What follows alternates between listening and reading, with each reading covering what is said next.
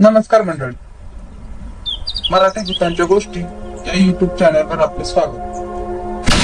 आजच्या आपल्या कथेचा विषय आहे बस नंबर 21.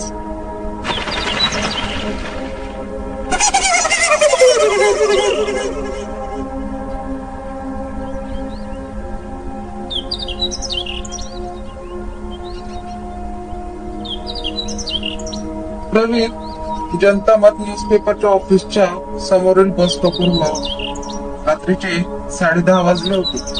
प्रदीप जनता मत न्यूजपेपर मध्ये कामाला होतो, परंतु आज काम जास्त असल्याने त्याला घरी पोहोचण्यासाठी वेळ झाला होता. बस स्टॉपवर तब्बल अर्धा तास बसची वाट पाहिली. अखेर 11 वाजता एक बस स्टॉपवर बस आली. प्रदीप त्या बसमध्ये चढला. त्याने हुन्नरवाडी फाट्यावरील एक तिकीट काढले. बसमध्ये केवळ 7च प्रवासी होते. प्रदीप कंडक्टरच्या शेजारच्या खुर्चीत बसला.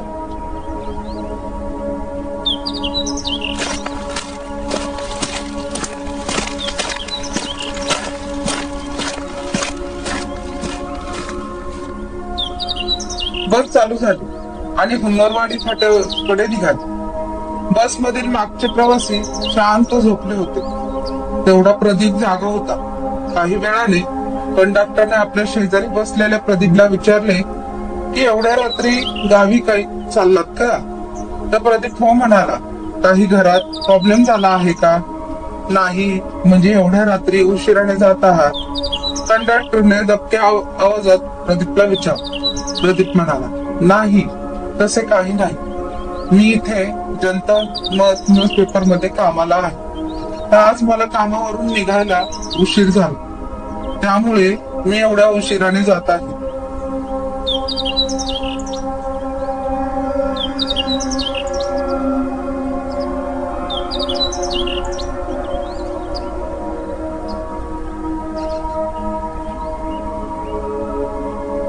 मुख्य म्हणजे हुन्नरवाडी हे माझे गाव आहे, मी तिथेच राहतो.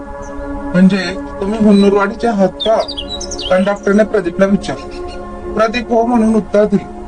परत कंडक्टरने प्रदीपला विचारले, तुम्ही आता हुन्नरवाडी फाट्यावर उतरणार आहात, तिथून कोण नेण्यासाठी येणार आहे का?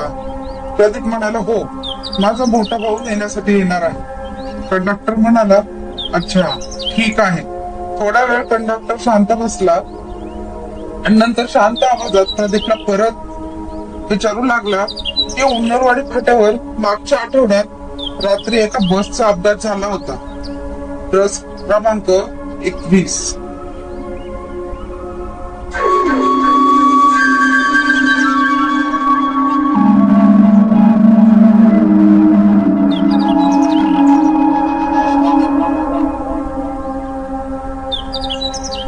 ते सांगत होते की फार मोठा अपघात होता.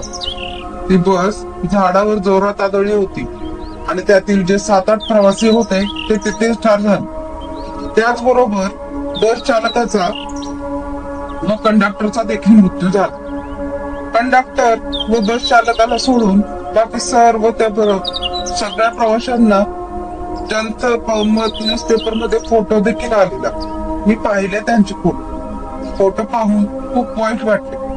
कंडक्टर म्हणाला, जाणारी जातात पण मागच्यांना पोरके करून जातात. त्या कंडक्टरला एक लहान मुलगी होती, म्हातारे झालेले आईबाप होते आणि आता त्याची बायको कशी सांभाळत असेल त्यांना.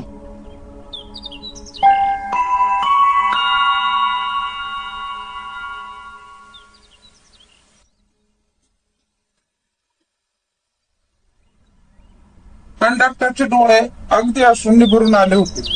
त्यांना सावरत प्रदीप म्हणाला, असो दादा, जे घडणार होते ते घडलेच.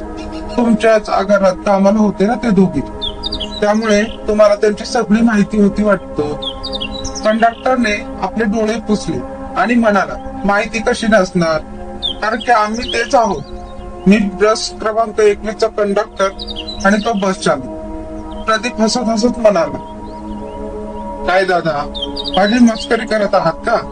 कंडक्टर म्हणाला, मी कशाला मस्करी करू, तुमच्या मागे पहा, ते 7 प्रवासी 21 नंबर बस मध्ये होते ते.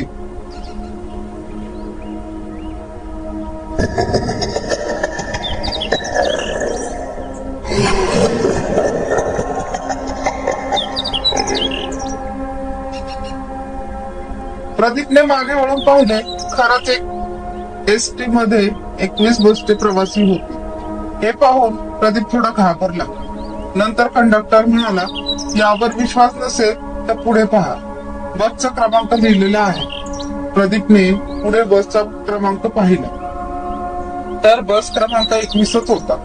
हे पाहून प्रदीप पूर्णपणे घाबरले आणि अचानक त्याच्या डोळ्यासमोर अंधार आला. थोड्या वेळानंतर प्रदीपचा मोठा भाऊ दीपक प्रदीपला हलवून उठवत होता. प्रदीपने आपले डोळे उघडले. त्याला त्याच्या डोळ्यासमोर दादा दीपक दिसला. समोर दीपक दिसताच प्रदीपने दादा म्हणत दीपकला घट्ट मिठी मारली आणि दीपक म्हणाला, प्रदीप, तू इथे काय करत आहेस?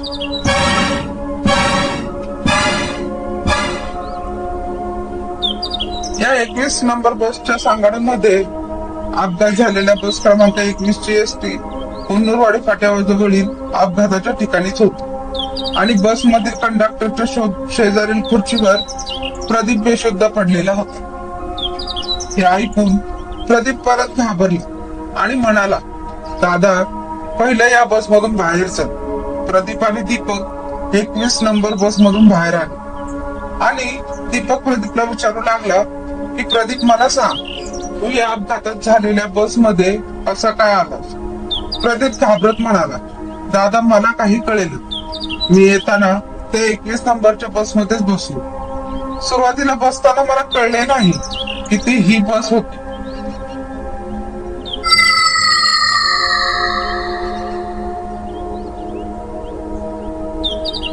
मुख्य अपघाताच्या वेळी जे प्रवासी होते आणि कंडक्टर व चालक होते तेच आता माझ्या सोबत होते. हे पाहून मी खूप घाबरलो आणि माझ्या डोळ्यासमोर अचानक अंधार आला. खरंच मला बाकीचे काही माहित नाही. दीपकने सगळे ऐकल्यावर दीपकलाच विश्वास बसेना. शेवटी दीपक प्रदीपला घेऊन कुन्नूरवाडी फाट्याजवळून घरी गेला. प्रदीप सोबत झालेला हा भयानक घटना सर्वांना आश्चर्य वाटणारी होती. दीपकने मनातील भीती निघून जावी म्हणून अखेर दीपकने आगारात जाऊन 21 नंबर बसच्या अपघातानंतर रात्री 11 वाजता कोणती बस कुन्नूरवाडीला येते का याची माहिती घेतली.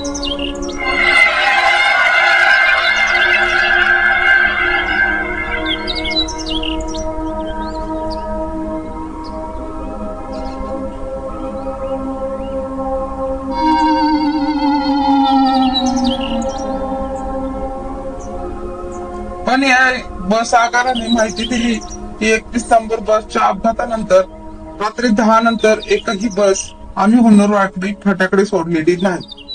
अशी माहिती मिळाल्यानंतर दीपकला आश्चर्य वाटले.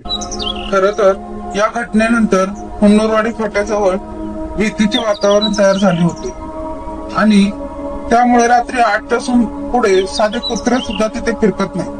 कारण काही लोकांचे मत आहे की अजूनही ती बस क्रमांक 21 रात्रीची फिरत असते. धन्यवाद.